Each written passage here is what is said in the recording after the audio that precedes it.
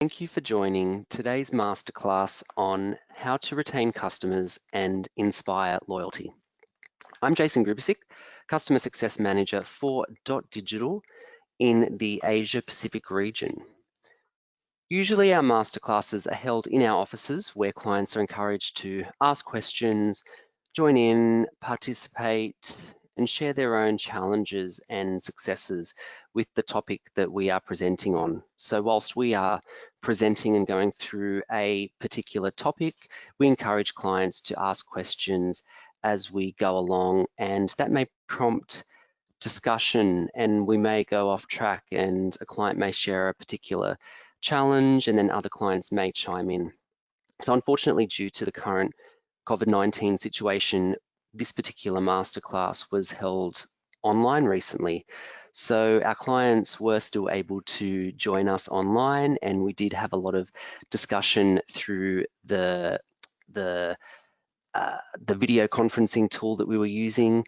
So whilst today you are viewing a recording and won't necessarily be able to participate live in a discussion with your other peers, I hope there will be some takeaways for you in this presentation that you can, in this masterclass, that you can apply to your business and marketing strategy.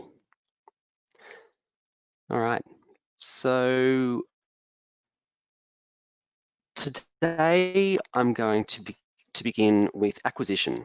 So what I'll cover today, first I'll start with acquisition, a key tool in your marketing strategy, but then move on to talk about how pivotal it is to retain these newly acquired customers, which sounds silly as you should want to keep your customers coming back, but to do this, you'll need to inspire their loyalty. So I'll cover the difference between retention and loyalty, methods in how we measure the success of these, before dipping into programs and tactics for them, which usually I would open to a discussion between us all. What I'll do today is leave you with some final takeaways and a wrap up of what we have gone through. Now, with each masterclass, we like to mention a charity or a service that we want to put the spotlight on or focus as a nice gesture. And today I'd like to draw your attention to Beyond Blue and their coronavirus mental wellbeing support service. So if you go to coronavirus.beyondblue.org.au, you'll see some information, some support and resources if you are seeking support during this time. So I just wanted to quickly draw your attention to that. All right, acquisition versus retention. So obviously acquisition is important because you can't have a repeat purchaser if they never make that first purchase. So I want to briefly touch on this. So acquisition, acquiring a new customer is any time from 5 to 25 times more expensive than retaining an existing one. So at the start of your business or store's life, you'll need to attract as many people to the store as possible. Otherwise, you're not selling to anyone. This can be expensive. So depending on what industry you're in, the cost per lead from a Facebook lead ad can be in the tens or hundreds of dollars. Hence, the high cost of acquiring a new customer. However, as your store grows, your existing customer base becomes more and more valuable. So what is customer retention? So the goal and purpose of this is to get existing customers to make a repeat purchase, increase profit, and reduce churn. So look, it's cheaper to get current customers to make a repeat purchase than it is to find new customers. And if you do increase these customer retention rates, even by a small percentage, 5%, this can increase profits from 25 to 95% as per the Harvard Business Review. This means a successfully retained customer is a customer for longer, which means they're spending more money with you over their customer lifetime, hence the quote, and they're likely to refer other customers. But where should your focus and marketing budget be? Acquisition or retention? Well, it depends where your store or business is at in its life cycle and what you're selling. So a store that started yesterday and is selling expensive items with a long product life cycle, such as carpets, is different to an established beauty store selling makeup. So if you're just getting started or gaining traction, focus on strategies and tactics to get customers and grow your customer base. Acquisition should completely trump retention. Consistent or established, think about mixing in more retention with your acquisition efforts. A loyalty or referral program, as well as getting more serious with marketing automation with a platform such as Dotdigital, Engagement Cloud, is the way to go here. So a post-purchase program, getting a customer that's purchased once to get to that second purchase. And then finally, well established. So a common problem with these businesses is finding ways to continue to grow. So a serious and deliberate retention strategy to get customers to buy more often and increase their lifetime value is recommended. So the takeaway here is, where does your business sit? Have a look at where your business is at in its life cycle and decide, look, do you still need to bring more customers in and focus on acquisition efforts, or are you ready to focus more on retention? All right, retention versus loyalty. So retention is not the same as loyalty. However, it is the first step on the path to loyalty. So retention refers to a brand's ability to gain repeat business from a customer. Let's just say retention reduces the decline of your brand's customer base. However, loyalty is then the step up from retention. It's more valuable. Loyal customers, on the other hand, buy your brand again and again and advocate on its behalf. In other words, going back to my previous quote, repeat customers are profitable. They will drive profit for your business. They will increase that customer lifetime value will increase the more your repeat customers are purchasing again and again. So, let's talk for a minute about the return on investment we get from these repeat and loyal customers. So a report from Adobe reviewed billions of anonymous visits to online retail websites in the USA and Europe to analyze purchasing habits. So over 40% of the revenue came from just 8% of repeat customers. And these customers also provided more revenue throughout the year and during holidays and slow shopping periods. What's even more interesting is that a customer becomes increasingly more likely to buy from you again as their amount of purchases increase. So after one purchase, a customer has a 27% chance of returning to your store. If however, you can get that customer to come back and make a second and third purchase, they then have a 54% chance of making that next purchase after their third purchase.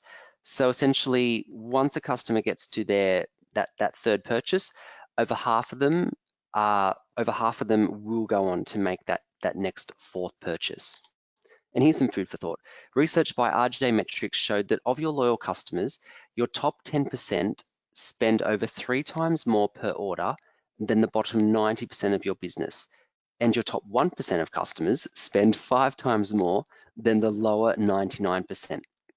Now, I like to use this supermarket example as an anecdote of an example of the difference between a retained and loyal customer. So I will go to Woolworths and Coles every week or two. And for those that don't know, Woolworths and Coles are the two major supermarkets in Australia. Coles and Woolworths, they will retain me. They would have to do something terrible for me to never go there again. Will I shout to my friends about going there? Not really. However, I'll usually go into Aldi once a week when their special buys are released to see what's on offer. And for those of you that don't know, Aldi is a discount supermarket brand, not only in Australia, but all around the world. And so they're special buys. This is the bench in the middle of the store, or the bench or the aisle, where from week to week, there's newly released products that go on sale, and you could find anything in there from week to week, from snow gear to a washing machine. And even if there's nothing on offer, I'll end up buying other essentials in the supermarket whilst I'm in there looking at the special buy section. So see how they're getting me in each week, and they're increasing my customer lifetime value because I'm going in there on a repeat basis. And even if I haven't found anything in that special buys section, so I'm not interested in snow gear this week, I may then go on and buy other staples or essentials because I'm in the supermarket already. And this is similar to product recommendations. So you may see in an email campaign, there's the main focus or the main message is that product or promotion for the week, and then potentially underneath it you may have another block that shows these, this is what other people have viewed, or these are our best sellers for the week. And you may not buy the main product in the email, but you may buy something that has been recommended to you as part of those product recommendations. So similar examples here. Takeaway: a retained customer isn't necessarily a loyal one, but loyal customers are always retained customers and your most profitable ones. So how do we measure the success of these? Let's run through how we can use different quantitative and qualitative data available to your brand. Let's go through the quantitative ones. So these are more relevant for our B2C and retail customers. All right, who likes maths? So there are several measurements you can calculate on a rolling basis to see if you're trending up or down. The first is the customer retention or churn rate. So this is the number of customers at the end of the time period minus new customers acquired during the time period divided by customers at the start of the time period times 100. Okay, have I lost you? Have I still got you? So to break it down or make it a bit easier, so you have 100 customers at the start of the time period, you lost 10, so you've gone down to 90, but then you've gained 20, so you're back up to 110. So you now have 110 customers. So based on that formula in front of you, you have a 90% retention rate. All right, repeat customers.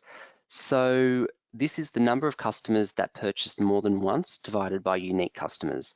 So let's say you have 100 customers that purchase once. Out of these, 40 have purchased twice or more. So your repeat customer rate is 40%. Purchase frequency. So just remember, in all of these, set a time frame for these. So this could be a month, a quarter, a year. So for purchase frequency, set a time frame, say for instance a calendar year, to determine how frequently your customers are purchasing. So if you had 250 orders in a year and 100 customers, your purchase frequency rate is 2.5. And then finally, average order value. So that's the total revenue earned divided by number of orders placed. So say you earned $100,000 in 12 months and had 1,000 orders, your average order value would be $100. One metric I haven't mentioned, but I think is still quite important, is customer lifetime value. But because there are a few different approaches for calculating this, I'll revisit this at another time. So in the platform, we also have our own RFM model, which stands for recency, frequency, and monetary. This is a common industry-wide model that many retailers use, and our platform allocates each of your customers into 6 different RFM personas based on their purchasing behaviors. And you can see that in front of you. So we have champions, loyal, recent, high potential, need nurturing, and inactive. So on the right, that far right column, your active, these would be your loyal customers. And then the middle column, so your lapsing, these would more likely be your retained customers. So these are the ones that they're still shopping with you, but they're not not loyal to you. They may be going to other brands as well, looking for the best deal, or there may be other variables which is causing them to not be as loyal to your brand. So these RFM personas, they're a start. They're a start to help you understand and segment your database. So you can, and another really cool thing in our platform is our persona movement report. So this can show how your customer base is changing over time, and you can track how your customers are moving in between personas. And you can do this to assess particular marketing tactics that you are deploying. So one example is we had a client called Caruso's, and they are a vitamins health and wellness brand. And back in November last year, they had a Singles Day promotion. So Singles Day, I believe it came out of China, and it's essentially a day in which I believe it's a day in which you can just reward yourself. It's just a celebration of being single. So they had a promotion on Singles Day that gave their VIP customers an exclusive discount code that was an early access, and it was a code that for a promotion that a particular group, their VIPs, received earlier than the general database. So what they did, they sent their Singles Day promotion to their VIP customers with the code, and what they found is that between the 10th and 12th of November last year, the amount of customers in their inactive persona reduced by over 5%, but then the amount of customers in their loyal and recent personas increased by over 30%. So it's a really good way to track how different marketing tactics are they prompting your customers to move from the inactive personas into the loyal personas. And it's a good way to track how your customers are responding to your strategies and tactics. Let's look at qualitative ways you can measure success. So these are measurements that could work more for B2B or non-retail brands. So feedback surveys. So this is asking your subscribers direct how they're finding your emails or the content in them. So how useful do you find our newsletters? And when someone clicks on a smiley face or a sad face, they can then go onto a feedback form and they can provide additional comments, which you can then review and decide to then reach out to that customer or subscriber direct. Reviews. So we have partners such as Trustpilot and Yotpo that help with product reviews on your site, which is really important for social proof and also search engine optimization. Social proof, very important. It's around when you're purchasing a particular product, do you find you're also going onto the internet, going onto the Facebook pages and seeing what comments or reviews other people are leaving for those products? And is that influencing your purchasing decision? If so, that dovetails with how important social proof is and encouraging those reviews of your product and brand. And even if there are negative reviews, I think the way a brand responds to them, if they are constructive negative reviews and you are responding and the brand is responding in a measured and considerate way, then I think that goes a long way to show how, to build credibility. It goes a long way to show how a brand can still have that credibility and trust with how they are interacting with their customers. Social sentiment.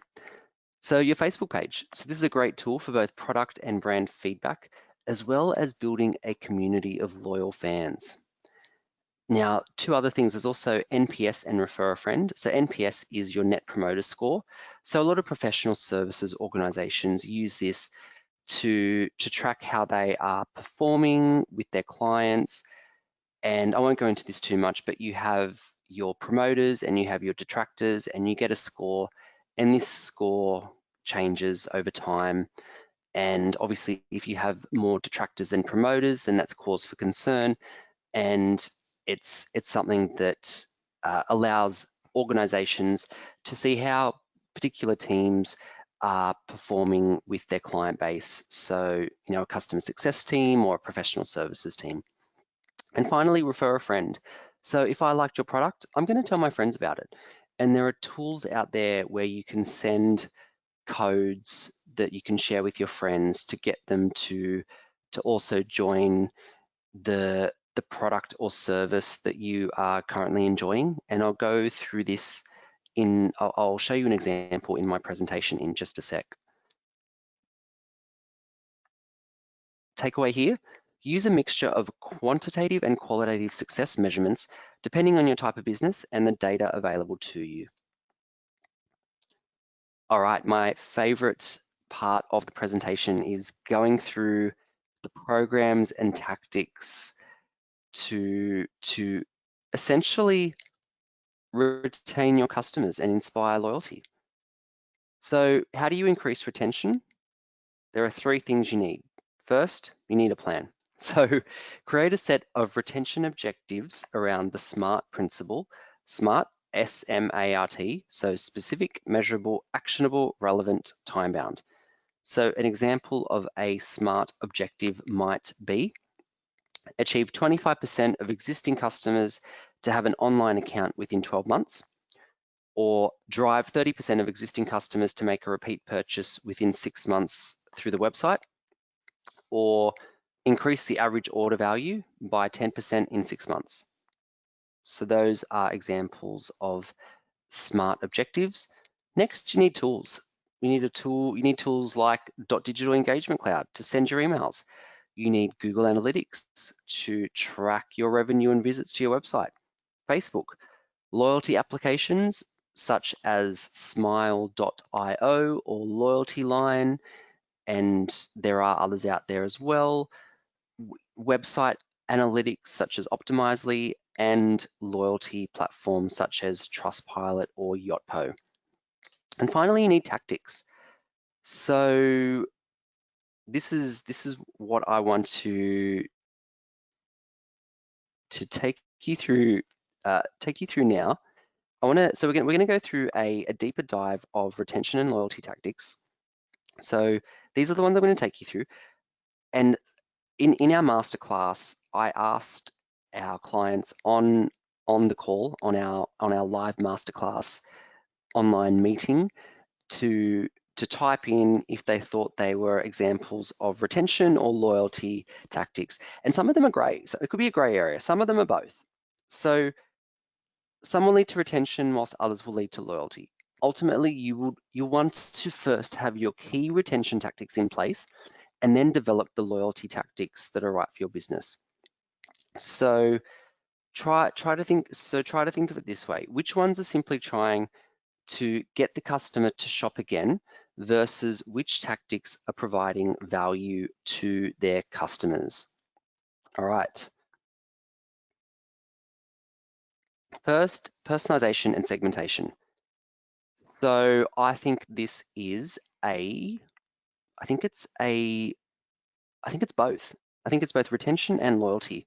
So on the left, we have a white goods and electrical retailer in Australia, Better Home Living. And this is a campaign that only a specific group of their subscribers will get if they have looked at buy now, pay later content on their website or clicked on a specific link in a campaign. So you'll see down the bottom, there are two buy now, pay later brands that are highlighted, Zip and Hum. So this campaign promotes the benefits of buy now, pay later, and it showcases those two brands. So it's a great example of using personalization and segmentation and being really targeted with that campaign. And on the right, we have a B2B example. So we have a company called Acclaim Rewards, and they white label loyalty programs for other businesses to encourage sales teams to perform better. So this example is an email that gets sent to prospects that they've signed up for a demo of that loyalty platform, and they've gone through and they've gone through the demo, and then this email is asking if they want to then have a free trial. I believe it's a free 30-day trial. So another example of segmentation and personalization.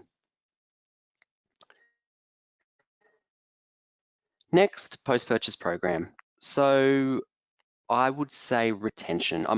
It could be both, but I'm leaning more towards retention here because it's a post-purchase program. It's to get those repeat purchases, but it could also be just to get someone to make that second purchase, get them to that second purchase to then convert them into that loyal, profitable customer with the really high customer lifetime value. So we have a few different types of post-purchase emails. So we have the product review emails. So we have an example from Sephora where they're encouraging you to review the products that you bought, rate and review, tell the beauty world what you think. We have product recommendations. So from Shutterfly, so someone's obviously bought photos, and in the email, they are then encouraged to look at other products that might complement their purchase. So photo books or photo gifts. And then finally, we have an email from Evo Everywhere. So it looks like someone's bought some ski boots, and this brand is then giving them some great product aftercare and giving them some tips and tricks on how they can take care of their ski boots. So I think I'm leaning more towards retention with this one. Surveys and feedback. Once again, mixture. I would say you'd want to take on board the feedback to even turn a negative customer into a positive customer. Turn that negative sentiment or negative feedback and potentially invite that customer to a product innovation talk day where maybe they've had some negative feedback on your products, but they're so passionate about it that they've given such detailed feedback that you want to get them in and you want to get them to meet with the team, and potentially that could turn into one of your biggest brand advocates. So some examples here: Bulk Nutrients, they are a gym products company, and at the bottom of the tax invoice, they're asking me to leave a review. And something important here is that they actually incentivize the response. So I think that's important. I do in my inbox, if I've made a purchase or I've had an interaction with a store, it's not a shock to receive a survey feedback email. And because there are so many out there, I don't have the time to fill in every feedback or survey invitation. So if you can use an incentive to get your customers to respond, and that's important to you, then I would recommend that you do incentivize that survey response. Another example from Gap: love your purchase, then write a review, and also Topshop. So yeah, as I said, it's a survey. It's an opportunity to start a conversation with people to have a strong opinion about your business, and this can prevent churn with customers who have had a negative experience with your your company. So definitely one that is both a mixture of retention and loyalty, and it could really make some of those customers into your biggest advocates. win back, retention. So I joined up with a car rental company called GoGet, and I rented the car once for a day, and then unfortunately I didn't use it. I didn't require a car again. And then 6 months down the track, I got a re-engagement email with a lovely offer that had a discount code, 50% off my next booking for up to 6 hours. So really good example of a win back email, and good example of a way to retain your customers and keep GoGet front of mind, as opposed to me going to another car rental company when I'm next ready to use a rental car again. Omnichannel. So this is an example from Uniqlo, and I would lean more towards loyalty. So this helps if you have both a it's a great example of if you have a physical store and an app. So with Uniqlo, I was buying clothes, I was at the cash register, and right in front of me there's a promotion that tells me that if I download the app right now, I will get 10%, a further 10% off my order right away. So it's a bit of a no-brainer. And once I've downloaded the app, it's just another channel that Uniqlo can market to me on. And I think it's a really good example of keeping your customers sticky. And there's beacon technology now. So for instance, if I was walking past the store and I had my push notifications turned on, they could send me specific location-based messaging that I might take up. I might be walking past the store on my way to, back to the office or to another destination. All of a sudden, up pops a specific location-based message. Uniqlo, they're having a 20% off today only sale on jackets only at the Melbourne Central store, and that's caused me to then stop in my tracks and go into the store and take them up on that offer. So a good example of loyalty. Surprise and delight. So I'm with a superannuation fund called BT, and I always love getting something unexpected. I think this is a great example of loyalty. So BT, they sent me 5 days of offers. So 5 days worth of benefits just as a reward for me sticking with them, for me staying with them. So, some of those offers included spa treatments, financial seminars, rewards to do with friends and family, other discounts or benefits, fitness related treats as well. And it was just a really nice, it rebuilt, or it made me reconnect emotionally with the brand. And they, the first email obviously announces that it's 5 days worth of offers. So it sets the expectation that, right, I've got to look in my inbox over the next 5 days and see what offer is coming up. And it then brought BT to front of mind again, and it sets the expectation that, oh, is this something that it might happen every year, or it might happen out of the blue again? I might stick with them, and if this is going to become a regular thing. So definitely a loyalty tactic. Gamification. So I'm sure a lot of you have heard of Spotify, and it's always fascinating to see what music you have listened to in that year, and you can share with your friends. Look, I am into, Shawn Mendes and Fifth Harmony. You may not have realized this about me, but I'm going to show you that this is the music that I'm into, and it's done towards the end of the year, and everyone's sharing what music they've listened to for that year. So it's definitely a game, a bit of a battle, a bit of fun, and and I think I believe this goes to this leans more towards loyalty, and it's almost it's like the app the apps you have on your smartphones that track how many steps you do each day. So you're constantly out and about, and you're constantly going back to that app to see, right, how many steps have I done?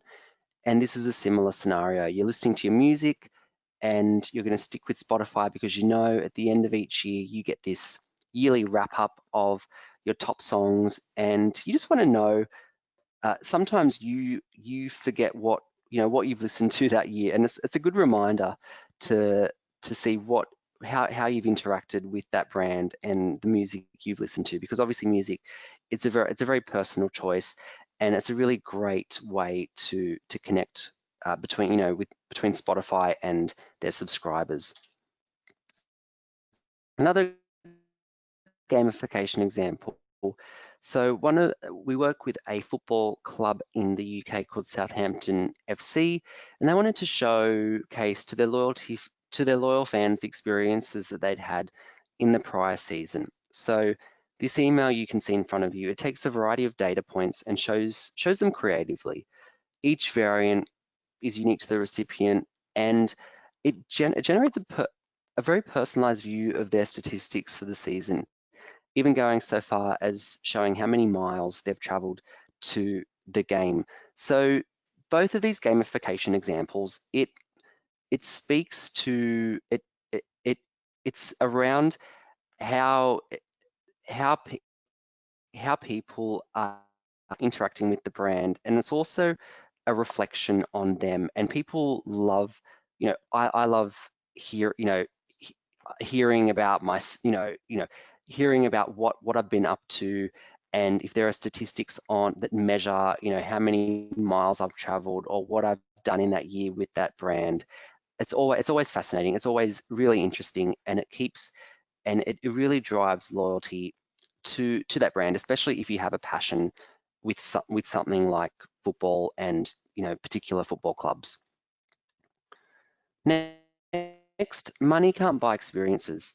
So on the left, we have a fashion brand called ParlorX. So they gave their VIP customers privileged early access to a sale with a special 30% off discount code. So, and they are a premium fashion brand. So definitely 30% off current season for some of their products is really uh, that's really quite exciting to the recipients of that email. And also another brand that we work with, Visit Victoria. So they had a competition to win the best seats in Melbourne, money can't buy experiences. It would have been front row seats at the Melbourne International Comedy Festival, or at front row seats at really popular musicals. So definitely, and look, you may not need to be a big premium fashion brand or a tourism body that has access to front row seats at amazing musicals or concerts or experiences. It could be a money can't buy experience, could be a meeting with the founder of your brand or the owner or someone in the product team to help influence new product innovations, or an opportunity over drinks to meet with the creative director or staff. It doesn't have to be these. It doesn't have to be expensive tickets with front row seats. It could be something more intrinsic and valuable to that person, related to your brand, such as a meeting with someone that's important in your company that could influence future products. That could be another way to do a money can't buy experience. Next, customer referral.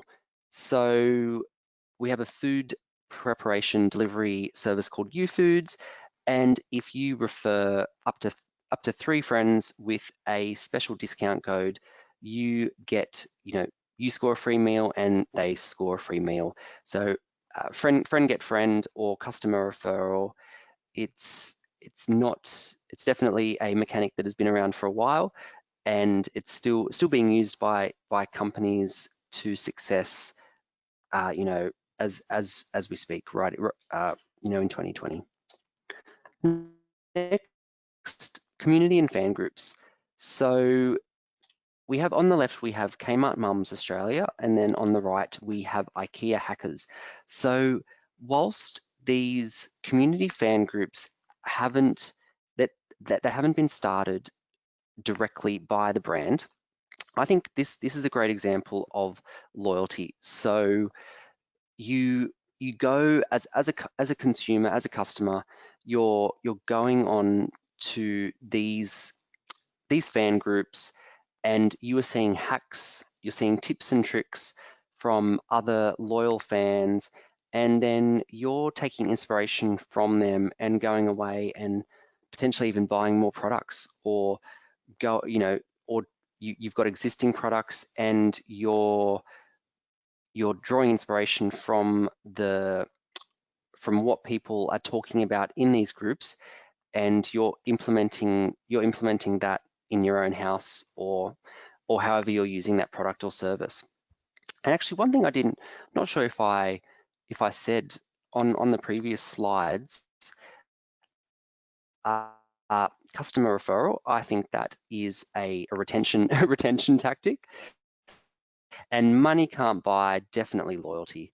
So not sure if I had put in my vote there. So I thought, just before I forget, I will talk about what I thought was a retention versus loyalty tactic.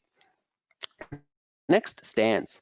So loyalty. So stance is, this is around company. You may have companies that they sell products that you could buy at a pharmacy, or you could buy with a particular company, and you stick with that company because they have a specific stance on certain issues, or they are a values-led organization.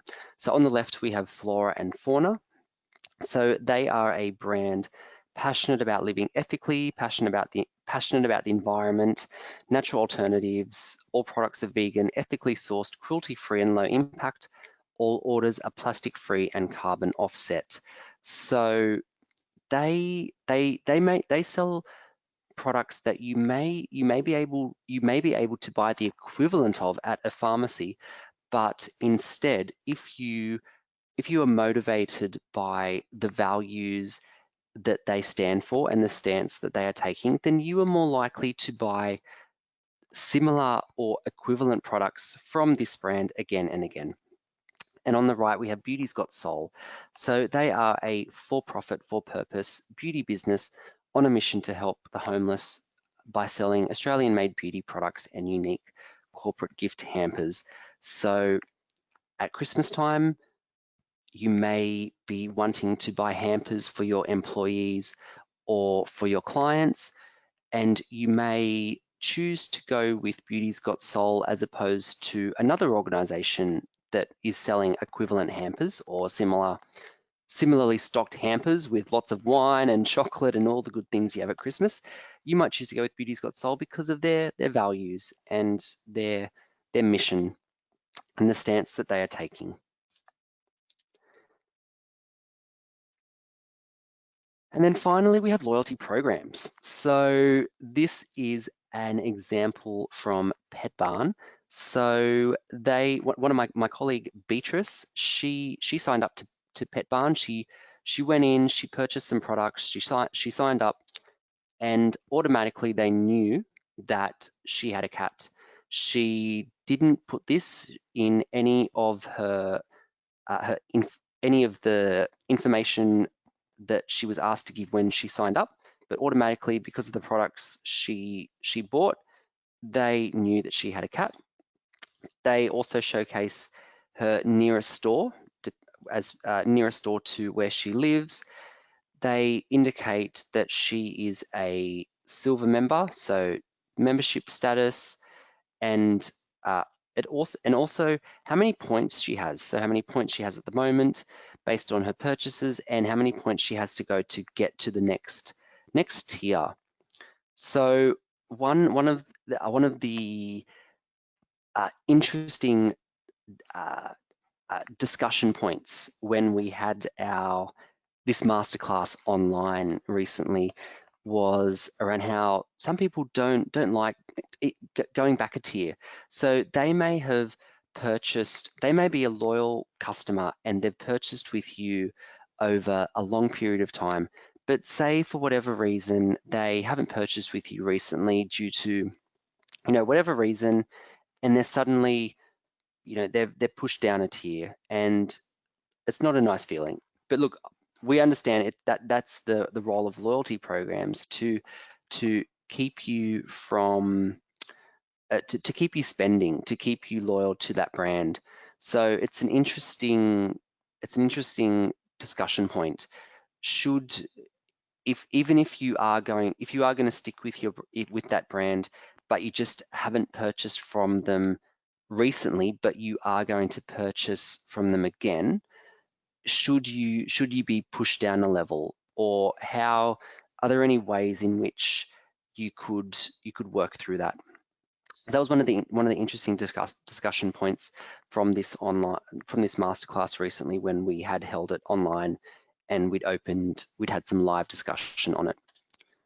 And then finally, and then down the bottom, there's also a discount code. So 20% off pet food when Beatrice is ready to purchase again. So covers all bases, that loyalty program example, doesn't it?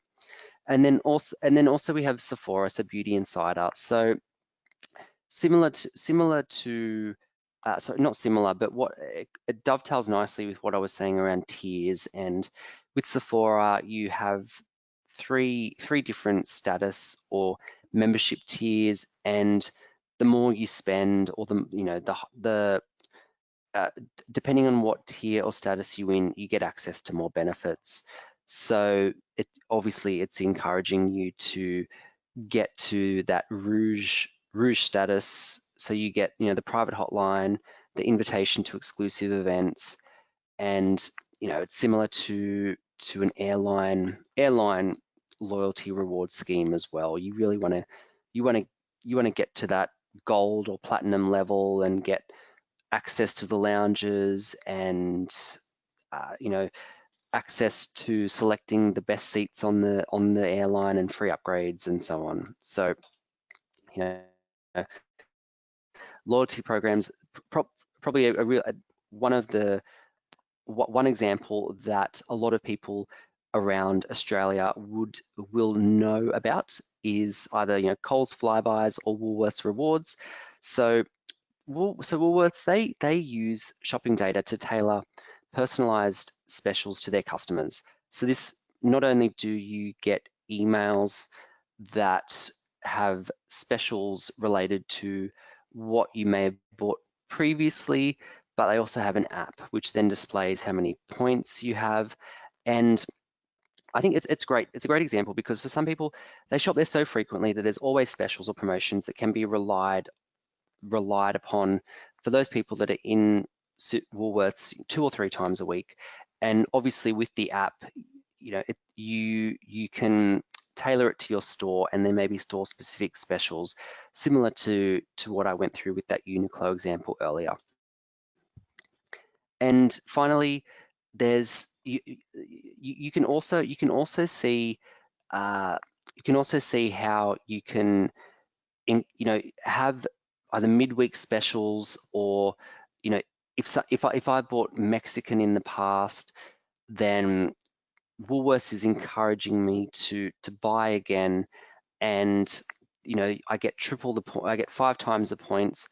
And I also go into the draw to go into the competition and win a chance for free AFL Grand Final tickets.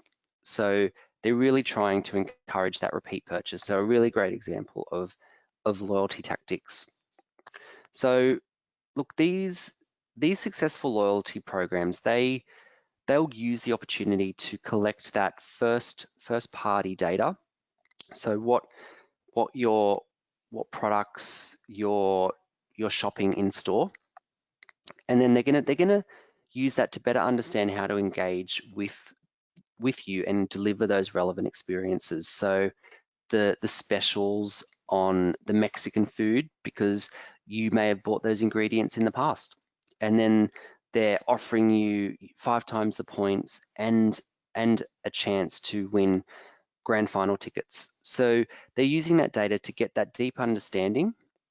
They're going beyond demographic profiles, and they're learning based on how you're interacting with the brand over time. They are using that to learn what content in messaging will best engage members. So, for instance, that Mexican email, that might have been a test. If you don't engage with that, then the next time that they are sending out a special where you get 5 times the points and a competition entry, it might not be Mexican, it might be barbecue food, or it might be something to do with alcohol, or it might be something to do with you might have had a new baby and it's something to do with baby accessories or baby food. So it's using the data to guide. They're using your data to guide them to track your customer journey, so then they can anticipate what benefits you'll most likely engage with after the initial sign up. And finally, something just to also draw your attention to is omnichannel. So not only do Woolworths use apps, but they also use SMS. So one thing I probably didn't call out, but is still important, is the role of SMS, and it's both a retention and loyalty tactic. So a retention example could be you've got a specific sale on, and it is ending soon, so you want to send out an SMS just to remind people that the sale is ending at midnight tonight or at a specific time, and to get to the website or get in store now to take advantage of it. And also SMS for loyalty. So you may be one of 100 people that have received an exclusive invite to an in-store event or a meeting with the founder. So you get an SMS saying, check your email for a very special message from our CEO. So that could be a really nice way to drive engagement and loyalty, and really deepen and strengthen the relationship between a brand and their most loyal or VIP customers. So this is where, if we were to have a live masterclass or an online masterclass, we would then open this up to discussion, and this is where I asked the customers on the call, so how do you reward loyalty? Is it more about rewards, invites to exclusive events, discounts, moving into different tiers, or added value services included with purchase, so free shipping, in-store, additional product care or samples?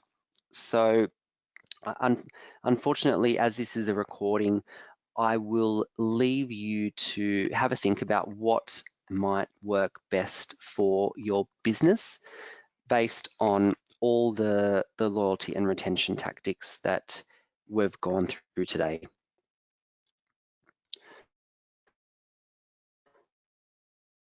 Final takeaways. So where does your business sit? Are you still in the startup phase or still in the early phases?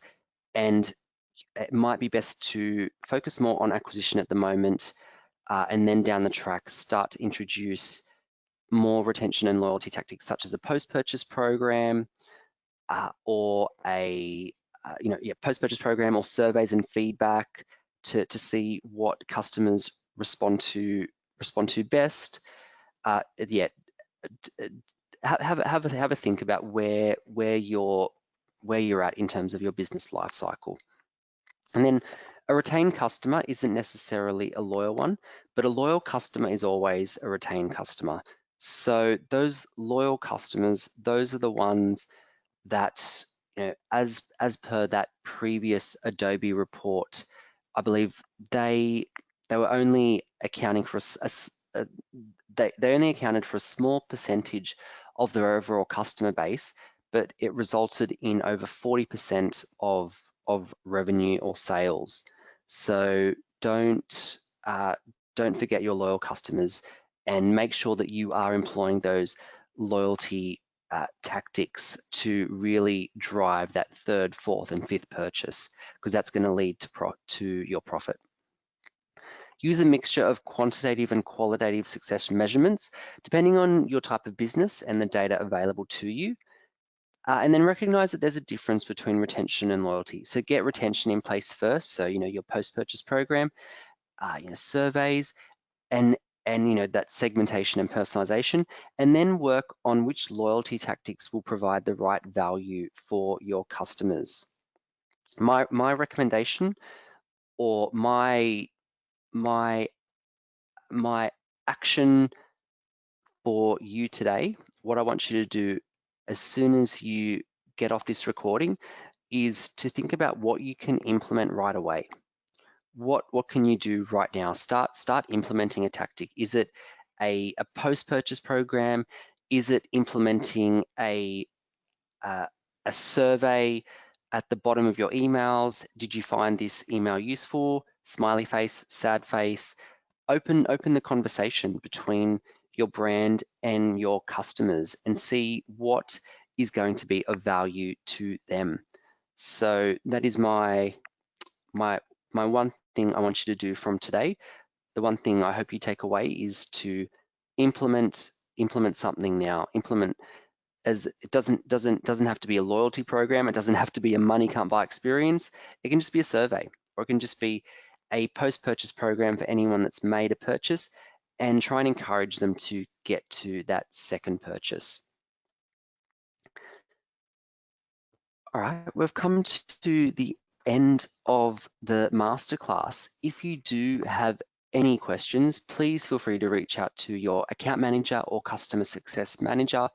For those in the Asia Pacific region, if you don't know who your customer success manager is, please email customersuccess.apac@dotdigital.com, and one of the customer success team will respond.